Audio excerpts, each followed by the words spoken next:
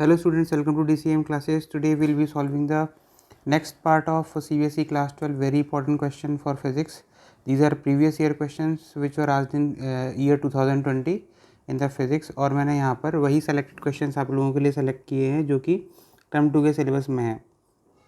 तो हमने इससे पिछले वाले वीडियो में टर्म 2 से रिलेटेड जो इम्पोर्टेंट क्वेश्चंस थे वो सब डिस्कस कर लिए थे कुछ फिज़िक्स के पार्ट 1 में, और बाकी बचे हुए क्वेश्चंस हैं वो मैं आज डिस्कस कर लेंगे। तो और एक और बात, सॉरी गाइस, थोड़ा लेट हो गया था मैं इस वीडियो को डालने के लिए, क्योंकि इस बीच में थोड़ी कुछ इमरजेंसी आ गई थी और मेरी तबीयत ख़राब हो गई थी। तो इस बीच में मैं कंटिन्यूसली वीडियो नहीं डाल पाया आप लोगों के लिए, लेकिन अब से मैं कंटिन्यूसली वीडियो डालूँगा क्योंकि अब मैं बिल्कुल ठीक हो चुका हूँ। तो स्टार्ट करते हैं। CBSE क्लास 12 टर्म 2 से रिलेटेड जो इम्पोर्टेंट क्वेश्चंस हैं इसके पार्ट 1 मैंने ऑलरेडी डिस्कस कर लिए हैं और पार्ट 2 आज हम डिस्कस करने वाले हैं। तो पहला क्वेश्चन है आज पार्ट 2 का, define the wave front of a travelling wave. Wave front of a travelling wave क्या होता है? Using Huygens principle obtain the law of refraction at a plane interface when light passes from a denser to rarer medium. अब ये पहली बात, इस question को start करने से पहले मैं आपको ये बता देना चाहता हूँ कि ये वाला जो क्वेश्चन है ना, ये बहुत ज़्यादा इंपॉर्टेंट है। क्यों इंपॉर्टेंट है? क्योंकि ये मल्टीपल टाइम्स पूछा गया है। वेव फ्रंट की डेफिनेशन, और वेव फ्रंट की डेफिनेशन को यूज़ करते हुए आपको जो स्नेल्स लॉ ऑफ रिफ्लेक्शन, एक तो लॉ ऑफ रिफ्लेक्शन होता है और एक लॉ ऑफ रिफ्रैक्शन होता है, ये दोनों ही लॉज आपको प्रूव करनी होती है। ये दोनों बहुत इंपॉर्टेंट होती है, तो ये आप ज़रूर से ही तैयार करना। अब मैं पहले वेव फ्रंट बता देता हूँ। वेव फ्रंट क्या होता है? पहला part, what is a wave front? Wave front is actually में locus of all those points जो कि ऑसिलेट करते हैं इन द सेम फेस। जैसे कि suppose all those points which are oscillate in the same phase, locus of all those points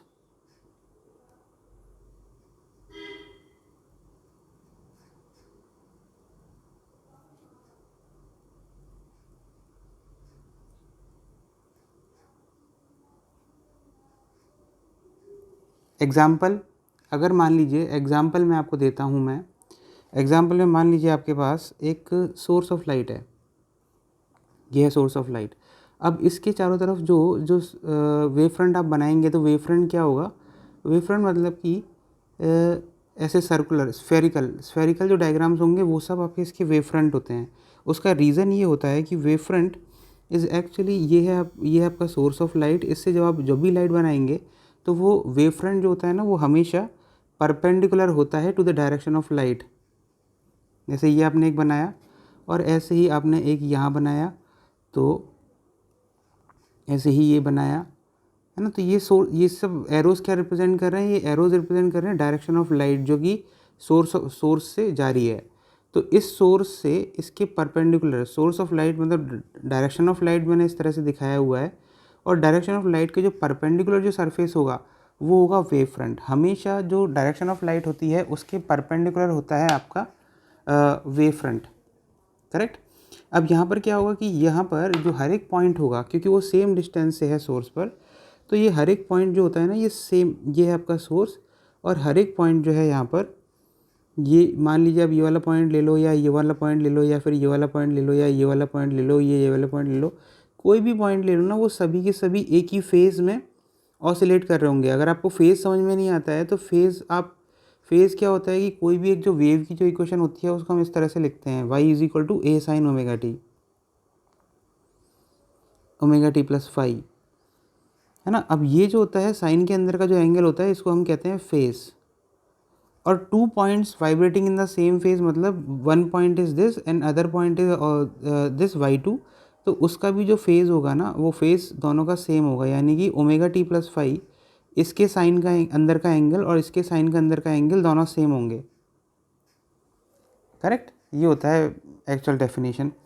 अब यहाँ पर ये तो मैंने वेव फ्रंट आपको एक टाइप का बता दिया, और दूसरा टाइप का जो वेव फ्रंट अगर हम यहाँ पर देखते, मान लीजिए मैं यहाँ पर आपको बता देता कि मेरी जो डायरेक्शन ऑफ लाइट है इस तरह से जा रही है, मेरी डायरेक्शन ऑफ लाइट इस तरह से पैरेलल जा रही है। एक तो ये हो गई और एक ये हो गई, और मैं और बना देता हूँ, ऐसी मेरी पैरेलल लाइट जा रही हैं, करेक्ट। तो पैरेलल लाइट जब जा रही हैं आपकी, तो यहाँ पर आपका वेव फ्रंट किस तरह से होगा, क्योंकि हमें ये पता है कि wave front is always perpendicular to the direction of light. तो हमारे जो वेव फ्रंट का डायरेक्शन होना चाहिए, वेव फ्रंट का जो प्लेन होगा वो होगा इस तरीके से,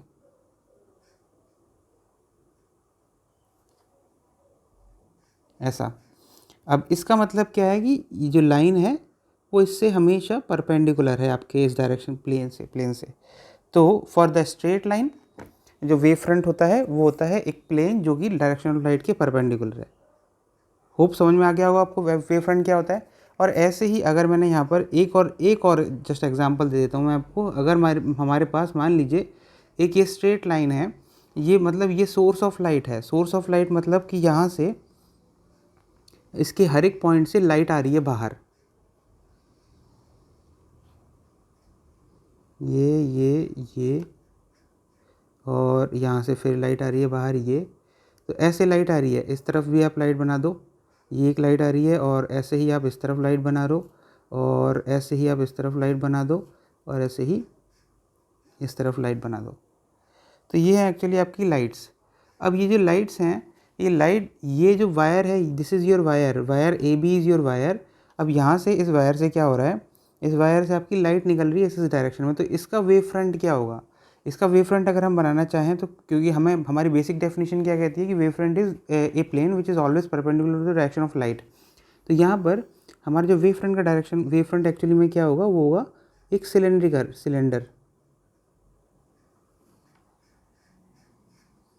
एक सिलेंडर जो कि इस तरीके से होगा,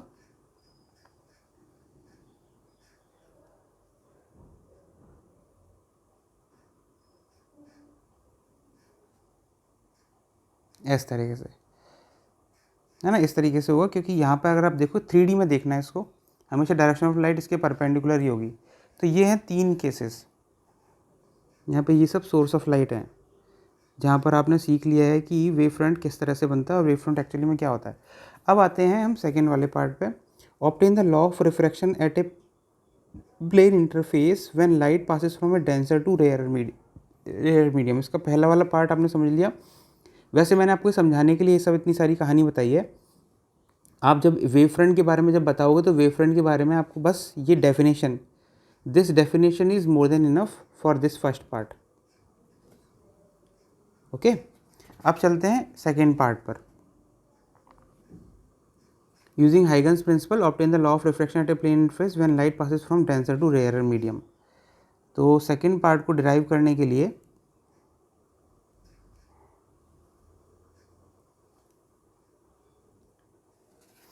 अब देखिए, ये है सेकेंड वाला पार्ट। सेकेंड वाले पार्ट में हमें क्या करना है, हमें लॉ ऑफ रिफ्रैक्शन प्रूव करना है यूजिंग हाइगन्स प्रिंसिपल।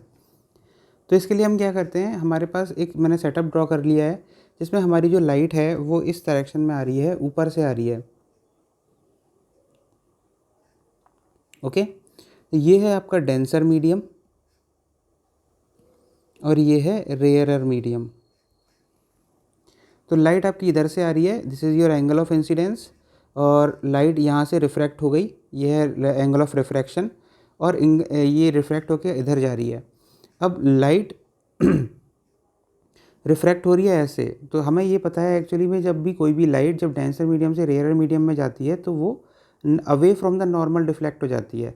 अभी यहाँ पर हमें क्या प्रूव करना है, हमें एक्चुअली में ये प्रूव करना है लॉ ऑफ रिफ्रैक्शन, मतलब mu is equal to sine I by sine R, हमें यहाँ पर प्रूव करना है, RTP required to prove, correct.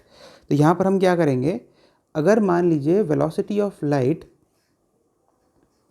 v1 in this medium, यहाँ से मतलब velocity of light in this medium, denser medium v1 है, और रेयरर मीडियम में वेलोसिटी ऑफ लाइट v2 है।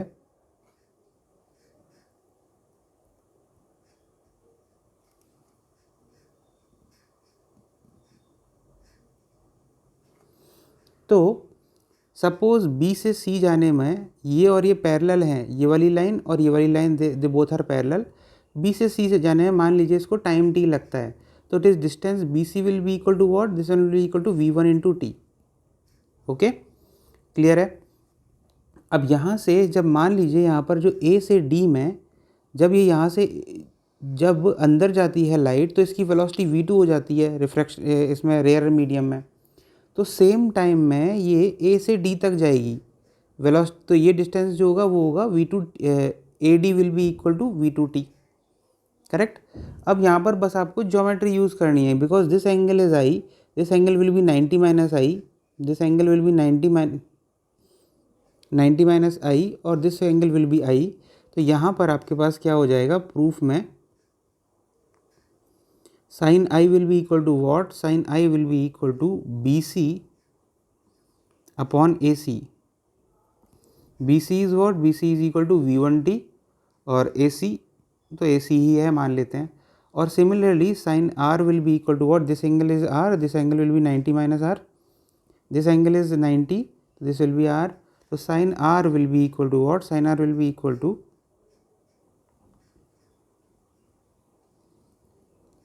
AD by AC, AD is V2T by AC। तो sine I by sine R क्या आ गया 1/2, अगर आप करोगे तो आपके पास आ जाएगा sine I by sine R is equal to V1 upon V2, velocity in rare medium, denser medium by velocity in rare medium, denser by rare medium. अब आपको ये पता होता है कि रिफ्रैक्टिव इंडेक्स का जो डेफिनेशन होती है वो क्या होती है, mu is equal to velocity of light in vacuum by velocity in medium. तो यहाँ पर क्या हो जाएगा, यहाँ पर आपको पता है कि तो μ1 will be equal to what, अगर डेंसर मीडियम को हम रिफ्रैक्टिव इंडेक्स μ2 लेते हैं तो μ2 will be equal to what, इस μ1 ले लेते हैं ना, μ1, तो ये μ1 will be equal to what, μ1 will be equal to c upon v1 और μ2 will be equal to what, this will be equal to c upon v2। तो इसका मतलब हम इन दोनों से हमारे पास क्या आएगा v1 बाई v2, मतलब इसको मैं क्या करूँगा, मैं 1/2 कर दूँगा,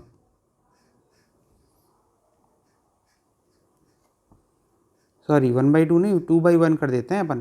तो 2/1 में क्या आएगा अपन के पास v1 by v2 is equal to μ2 by μ1, clear. तो यहाँ पर क्या आ गया, यहाँ पर हमारे पास जो रिलेशन आ गई वो आ गई μ2 by μ1 is equal to v1 by v2। तो यहाँ पर आप इसको लिख सकते हो this is equal to μ2 by μ1। अब इसका मतलब क्या हो गया, this is what, sine I by sine r actually ये क्या रिप्रेजेंट करता है, जब भी आपकी लाइट आ रही होती है और म्यू इज इक्वल टू 1 से लेके जब ये म्यू किसी म्यू रिफ्रैक्टिव इंडेक्स में जाती है लाइट, तो उसके केस में डिफाइन होता है sine I by sine R is equal to mu upon 1, ठीक है। अगर यहाँ पे मैंने इसको μ2 लिख दिया, इसको μ1 लिख दिया, तो ये हो जाएगा μ2 अपॉन μ1। ये होती है आपकी स्नेल्स लॉ, ठीक है ना। तो ये जो आपकी स्नेल्स लॉ है ये ऑलरेडी प्रूव हो चुकी है। तो यहाँ पर स्नेल्स लॉ फॉर रिफ्रैक्शन आपने हाइगन प्रिंसिपल से प्रूव कर दिया है। ओके, इस तरह से इसको प्रूव करते हैं। लॉ ऑफ रिफ्रैक्शन प्रूव हो गया। अब तीसरा वाला पार्ट क्या है, तीसरा वाला पार्ट है using lens maker formula derive the thin lens formula 1/v minus 1/u is equal to 1/f for a biconvex lens. ये डेरिवेशन भी बहुत ज़्यादा इंपॉर्टेंट है, तो इसको मैं आपको अभी डिराइव करके दिखाता हूँ। ये है लेंस मेकर फॉर्मूला, हम यहाँ पर डिराइव करने वाले हैं, जिसको हमें प्रूव करना है 1/v minus 1/u is equal to 1/f।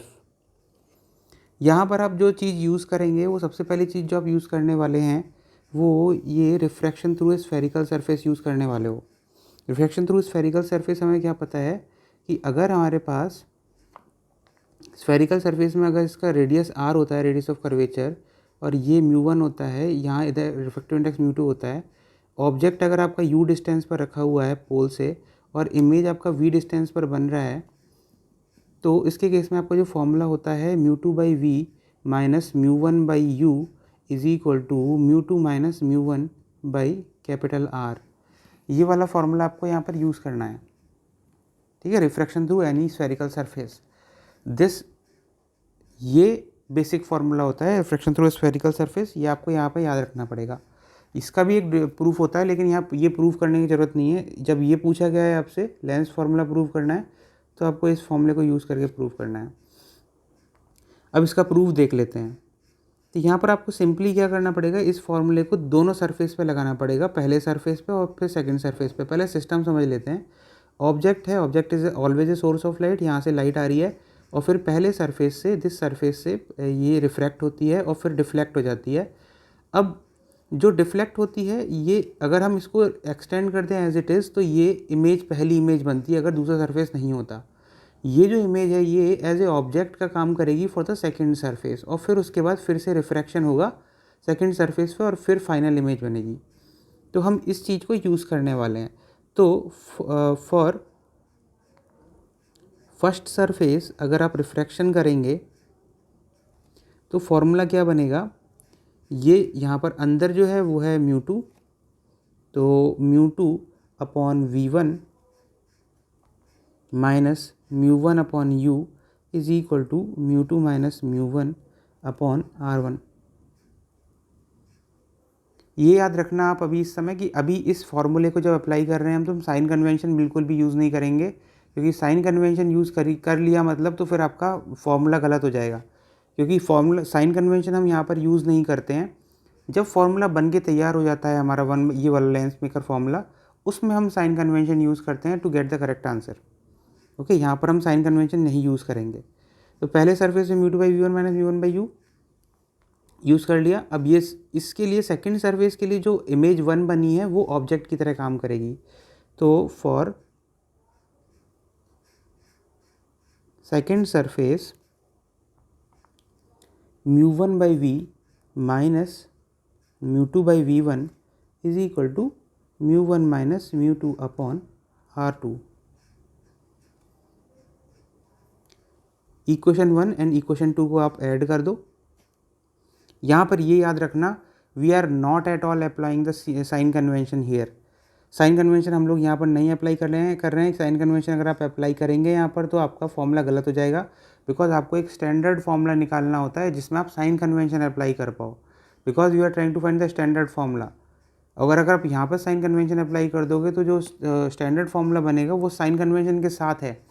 फिर जब आप प्रॉब्लम सॉल्व करेंगे तो फिर अगर आप साइन कन्वेंशन अप्लाई करेंगे तो इसका मतलब ये है कि आपका साइन कन्वेंशन नलीफाई हो गया। ठीक है ना, इसलिए हम यहाँ पर साइन कन्वेंशन अप्लाई नहीं कर रहे। तो 1+2 अगर आप करेंगे तो 1+2 का मतलब क्या हो गया, फिर आपके पास आया μ1 by v minus μ1 upon u is equal to μ2 minus μ1 into 1 by r1 minus 1 by r2, ये आ गया। अब यहाँ पर क्या हो गया, 1 by v minus 1 upon u is equal to μ2 by μ1 minus 1 into 1 upon r1 minus 1 upon r2। Clear. तो यहाँ पर क्या हो गया, ये आपके पास एक फॉर्मूला आ गया, स्टैंडर्ड फॉर्मूला। अब इसको, इस स्टैंडर्ड फॉर्मूले को अभी हमें पूरा प्रूफ नहीं हुआ है। जब व्हेन हमें पता होता है कि when object is at infinity, यानी कि u is equal to infinity, तो उसके केस में v इज इक्वल टू क्या होता है, फोकल लेंथ होता है ना। फोकल लेंथ पे बनती है इमेज। जब स्ट्रेट लाइन आ रही होती है इन्फिनिटी की तो फोकल लेंथ पे इमेज बनती है लेंस में। तो यहाँ पर हम क्या करेंगे, ये चीज़ें अप्लाई करेंगे, यानी कि हमारे पास 1/f इज इक्वल टू क्या आ जाएगा, μ2 by μ1 minus 1 into 1 by r1 minus 1 by r2।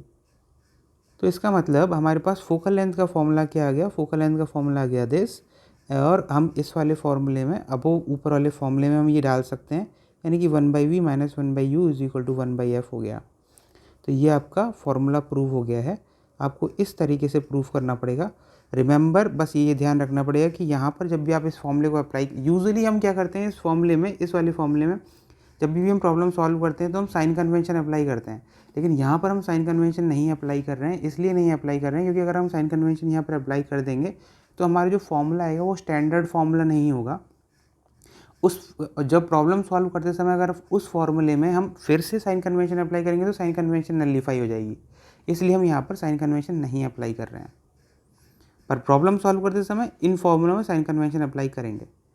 Okay, तो ये आपका हो गया है। अब चलते हैं नेक्स्ट क्वेश्चन पर। Next question is using bore. ये जो अभी जो डिस्कस किए हैं दीज क्वेश्चन सर बहुत ज़्यादा इंपॉर्टेंट हैं। इन क्वेश्चंस को आप छोड़ना मत। तो यहाँ पर फिर चलते हैं नेक्स्ट क्वेश्चन पर। Next question is what, using bore atomic model derive the expression for the radius of nth orbit of the revolving electron in hydrogen atom. Okay, देखिए बोर एटॉमिक मॉडल में हमारे पास क्या होता है, सपोज हमारे पास ये nth orbit है ना, nth ऑर्बिट है, इसमें nth r is equal to n है, मतलब nth ऑर्बिट है, n is equal to n। इसमें आपका इलेक्ट्रॉन रिवॉल्व कर रहा है और हमारे पास जो एटॉमिक नंबर एटम है उसका जो एटॉमिक नंबर है वो z है। तो न्यूक्लियस में क्या होता है, न्यूक्लियस में आपके पास z नंबर ऑफ प्रोटॉन्स होंगे, तो टोटल चार्ज होगा प्लस Ze, और एक इलेक्ट्रॉन है, तो यहाँ पर एक इलेक्ट्रॉन है। तो सबसे पहले तो हम यहाँ पर इसकी सपोज एक वेलोसिटी है, कांस्टेंट वेलोसिटी, जिसको आप Vn बोल सकते हैं। क्लियर। अब यहाँ पर क्या है कि ये मूव कर रहा है, तो यहाँ पर जो फोर्स होगी वो इलेक्ट्रोस्टैटिक फोर्स ऑफ अट्रैक्शन होगी, बिकॉज दो चार्जेस हैं, आपने टर्म 1 में पढ़ा होगा ये। तो फोर्स ऑफ अट्रैक्शन क्या होगा, ये this force will be equal to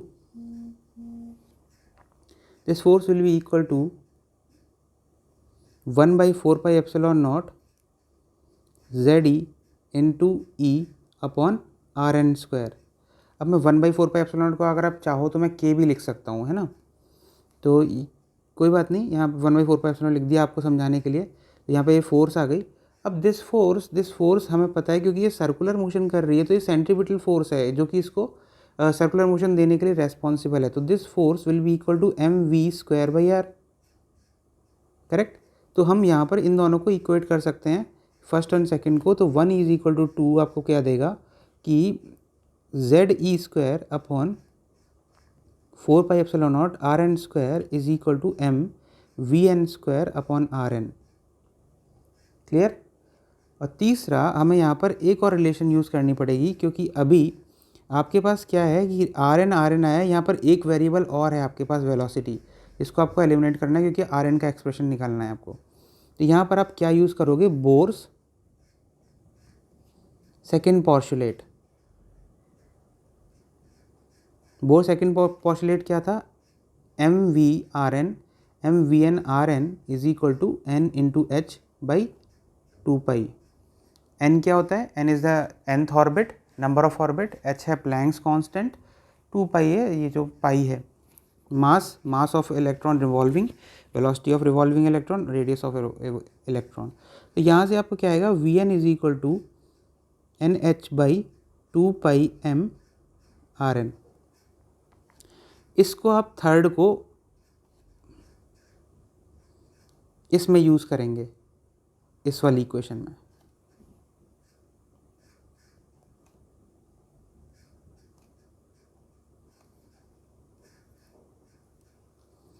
Ze² by 4πε0 Rn is equal to m into n²h² by 4π² m² into Rn²। Okay, m cancel कर दिया हमने, यहाँ पर 4π कैंसिल कर दिया, 4π², और क्या क्या कैंसिल कर सकते हैं हम, Rn कैंसिल कर दिया यहाँ पर। तो हमारे पास क्या आ गया, Rn is equal to n²h² ε0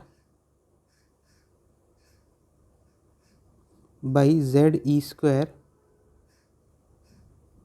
m।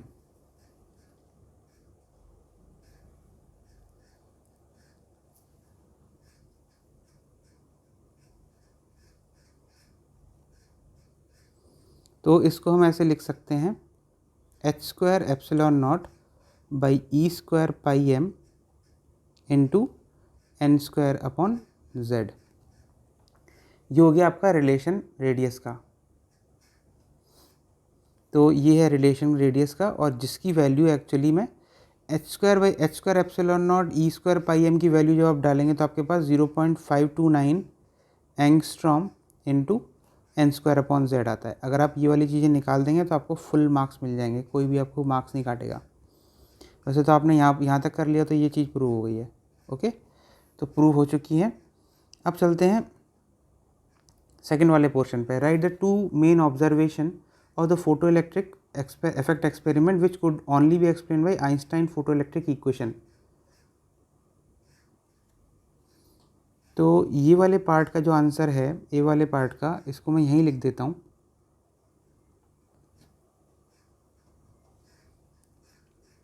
जो दो इम्पॉर्टेंट ऑब्जर्वेशन थी, ये थी फोटोइलेक्ट्रिक एमिशन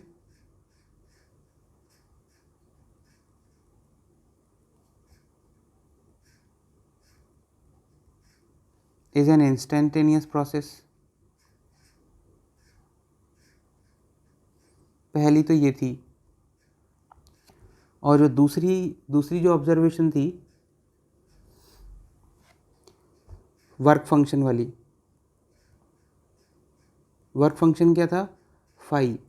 इसने ये एक्सप्लेन किया था कि इन्होंने ये एक्सप्लेन किया था कि below certain frequency there is no emission at all. मतलब there exists a certain minimum cutoff frequency below which no photoelectrons are emitted, however high the intensity of incident radiation may be।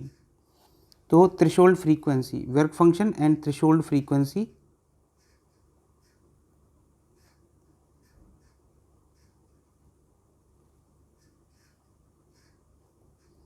were explained। तो ये दो points थे important जो कि सिर्फ Einstein photoelectric equation ने explain किए थे। ठीक है, तो ये वाला पोर्शन भी आपका हो गया है। ये दो पॉइंट्स लिख देना आप। और इसमें इम्पॉर्टेंट है कि आप यहाँ पर ये वाली इक्वेशन लिखें, h nu is equal to h into nu naught plus half m v square, या फिर is equal to work function phi naught plus half m v square. ये दोनों इक्वेशन लिखना ज़रूर है। लिखेंगे तो वो समझ जाएंगे कि आपको ये आइंस्टाइन फोटोइलेक्ट्रिक इक्वेशन आता है। अब draw the graph showing variation of photo current with anode potential of a photo cell. तो इसका ग्राफ बना देता हूँ मैं। अब this is your graph of anode potential versus photoelectric current for different frequencies. अब यहाँ पर हमें पता होता है कि देखिए, जब अगर आपके पास फ्रीक्वेंसीज अलग अलग हैं तो उसके केस में क्या होगा कि उसके केस में आपका जो बैरियर पोटेंशियल होगा, जहाँ पर मतलब मेटल अगर आपके पास अलग अलग हैं, मटेरियल्स अलग अलग हैं, तो अगर आप फ्रीक्वेंसीज अलग अलग डालेंगे तो सबका जो ब्रेक डाउन पोटेंशियल होगा, जहाँ मतलब वो वाला पोटेंशियल जिस पर वो थ्रेशोल्ड फ्रीक्वेंसी जिस पर वो इलेक्ट्रॉन इजेक्ट करेंगे वो डिफरेंट होंगे, है ना। तो यहाँ पर इसलिए जो अलग अलग फ्रीक्वेंसीज़ पर जो ये पोटेंशियल होगा, ये पोटेंशियल नेगेटिव पोटेंशियल वो अलग अलग होगा, जिस पर क्योंकि जितनी आपने यहाँ पर हुआ क्या है कि अगर आप सेम मेटल के लिए ये चीज़ अप्लाई कर रहे हैं, this is for same metal, तो सेम मेटल के लिए क्या होता है कि अगर यहाँ पर ये माइनस V01 क्या है, ये है आपका स्टॉपिंग पोटेंशियल। स्टॉपिंग पोटेंशियल मतलब कि अगर आपने मान लीजिए फ्रीक्वेंसी ज़्यादा दी, nu three is the higher frequency, तो इसका मतलब सप्लाइड फ्रीक्वेंसी जो है एच न्यू वो ज़्यादा है ना। इसमें इस वाली इक्वेशन में जब हम डालते हैं ना, ये h nu is equal to phi naught plus half m v square. अब हाफ फाई नॉट तो हर केस में सेम रहने वाला है, लेकिन जो एच न्यू है ये आपने न्यू थ्री के केस में ये ज़्यादा दे दिया, H new three is high, this energy is high, तो इसके केस में जो एमिटेड जो एनर्जी होगी हाफ एम वी स्क्वायर वो भी हाई होगी। तो इसको स्टॉप करने के लिए जो पोटेंशियल की ज़रूरत होगी across the two barriers anode और कैथोड के बीच में, हाफ एम वी स्क्वायर से मूव कर रहा है, तो इसको रोकने के लिए जो आपको पोटेंशियल डिफरेंस देना पड़ेगा वो भी ज़्यादा देना पड़ेगा। इसीलिए जो पोटेंशियल डिफरेंस होता है जब हाई फ्रीक्वेंसी पर वो ज़्यादा होता है, ये वाला सेम मटेरियल के लिए phi naught will be same in all the three cases, लेकिन सप्लाई एनर्जी आपने ज़्यादा की है क्योंकि फ्रीक्वेंसी न्यू थ्री ज़्यादा है, तो energy of the emitted electrons will भी ज़्यादा होगी, और उसको स्टॉप करने के लिए जो पोटेंशियल अप्लाई करना पड़ेगा आपको नेगेटिव पोटेंशियल, वो भी हाई होगा। ये है ये डायग्राम जो शो कर रहा है। और लेकिन एक सभी तीनों के केस में जब यहाँ से आपने कितनी भी एनर्जी प्रोवाइड की, जब सारे के सारे इलेक्ट्रॉन यहाँ से इजेक्ट हो जाएंगे, तो यहाँ पर जब पहुँच जाएंगे, तो यहाँ पर पहुँचने के बाद जो सैचुरेशन करंट होगा वो तीनों के केस में एक टाइम के बाद सेम हो जाएगा, कांस्टेंट लाइन, बिकॉज इलेक्ट्रॉन्स ख़त्म हो गए। उससे ज़्यादा आप कितनी भी एनर्जी दे दो, इससे ज़्यादा इलेक्ट्रॉन्स यहाँ से इजेक्ट होंगे ही नहीं। लिमिट होती है इलेक्ट्रॉन इजेक्ट करने की, तो यहाँ से इजेक्ट होंगे ही नहीं, तो यहाँ पर पहुँचेंगे उतने ही, है ना। तो suppose 10 number of electrons eject करने की कैपेबिलिटी है मटेरियल की, तो 10 ही इलेक्ट्रॉन पहुँचेंगे राइट में। सैचुरेशन करंट 10 ही इलेक्ट्रॉन का होगा। ऐसा नहीं हो सकता कि 10 से ज़्यादा इलेक्ट्रॉन कहीं से और से आ जाए, ऐसा हो ही नहीं सकता है ना। इसलिए यहाँ पर ये जो करंट है वो सेम यहाँ पर हो जाएगा, लेकिन स्टॉपिंग पोटेंशियल आपको अलग अलग देना पड़ेगा, बिकॉज हाई एनर्जी इलेक्ट्रॉन जो हाई एनर्जी से मूव कर रहे हैं, हाफ mv² उनकी काइनेटिक एनर्जी ज़्यादा है, उनको स्टॉप करने के लिए आपको ज़्यादा पोटेंशियल देना पड़ेगा जब एनर्जी ज़्यादा दी है आप तो आपने। क्लियर, ये डायग्राम क्लियरली समझ में आ जाना चाहिए। ये एनोड पोटेंशियल है, स्टॉपिंग पोटेंशियल, जिसको हम स्टॉपिंग पोटेंशियल भी कहते हैं।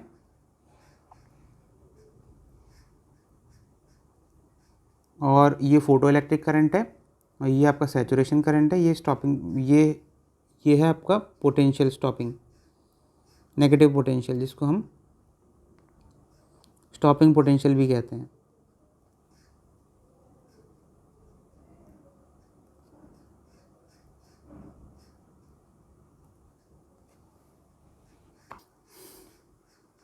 Explain the term depletion layer and potential barrier in A PN junction diode. Potential barrier क्या होता है? Accumulation of negative charge in P region and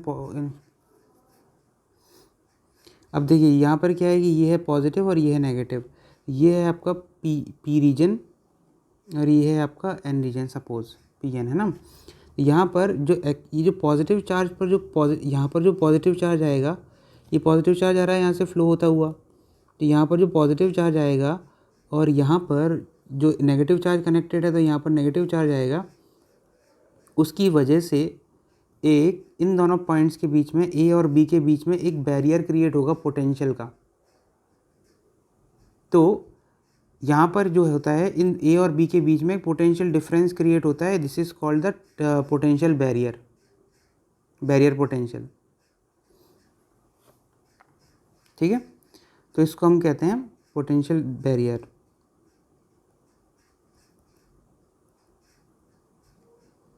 potential difference between the p and n region when connected through the battery.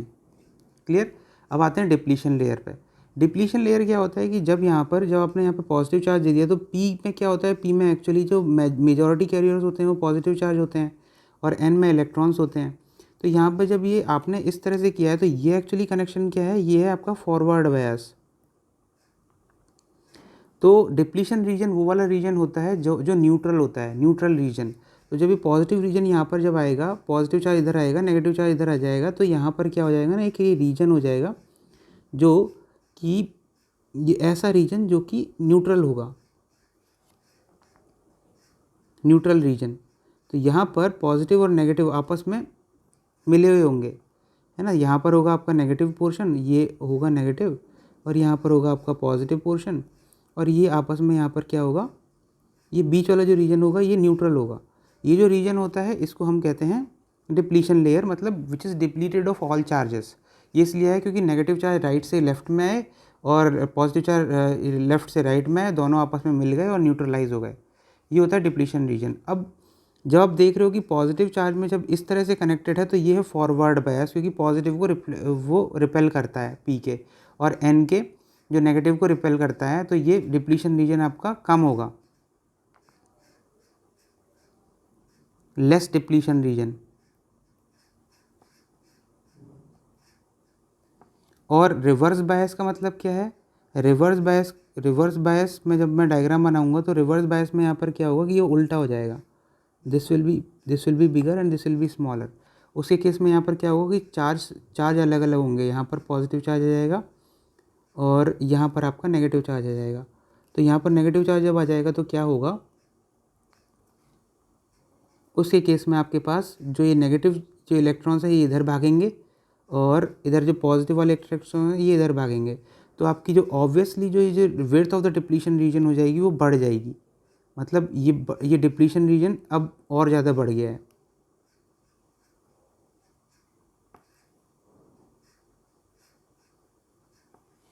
ठीक है, तो उसके case में क्या होगा, क्योंकि इधर उधर भाग रहे हैं, तो इधर उधर भाग रहे हैं मतलब कि तो डिप्लीशन रीजन ऑब्वियसली बढ़ जाएगा क्योंकि न्यूट्रल रीजन। तो यहाँ पर फॉर रिवर्स बायस में डिप्लीशन रीजन इज मोर। तो डिप्लीशन रीजन एक्चुअली क्या होता है, it is a neutral region which is formed by the neutralization of positive charge and negative charge.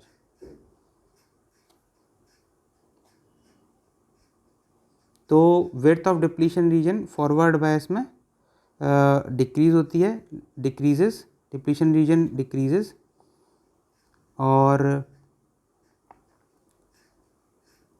Potential barrier forward bias में भी reduce होता है।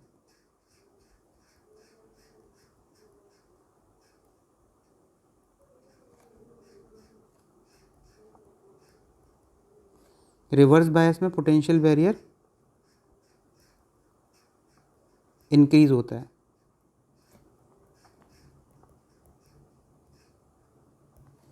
Clear, ये क्वेश्चन हो गया। अब चलते हैं नेक्स्ट वाले क्वेश्चन पे। तो ये एक्चुअली आज बहुत ज़्यादा बड़ा था, तो मैंने आपको यहाँ पर कुछ क्वेश्चंस डिस्कस कर लिए हैं। बाकी के कुछ इंपॉर्टेंट क्वेश्चंस मैं आपके नेक्स्ट वीडियो में डिस्कस करूँगा। तो पार्ट 3 में ये पूरा पार्ट कंप्लीट हो जाएगा, फिर मैं और भी इंपॉर्टेंट क्वेश्चंस डिस्कस करूँगा। तो अगर आपको ये वीडियो पसंद आया हो तो इस वीडियो को लाइक कीजिए, शेयर कीजिए, सब्सक्राइब कीजिए और इस चैनल को सब्सक्राइब कीजिए और देखते रहिए। ये आपको बहुत ज़्यादा हेल्पफुल होंगे आपके अपकमिंग एग्जामिनेशन के लिए। और मैं बीच में वीडियो डालना बंद कर दिया था क्योंकि मेरी तबीयत ख़राब हो गई थी। तो अब से मैं जो वीडियोज़ डालूँगा वो कंटिन्यूस डालूँगा और आप उसको अच्छे से कंटिन्यूसली देख सकते हैं daily up to your examination और एग्ज़ाम के बाद भी। Okay, all the best. और जेई की वीडियोस भी देख सकते हैं आप। जेई की वीडियोस भी हम मैं डेली डालता हूँ, जिससे कि आप लोग अपनी प्रिपरेशन को बहुत अच्छे से कर सकें। All the best, thank you.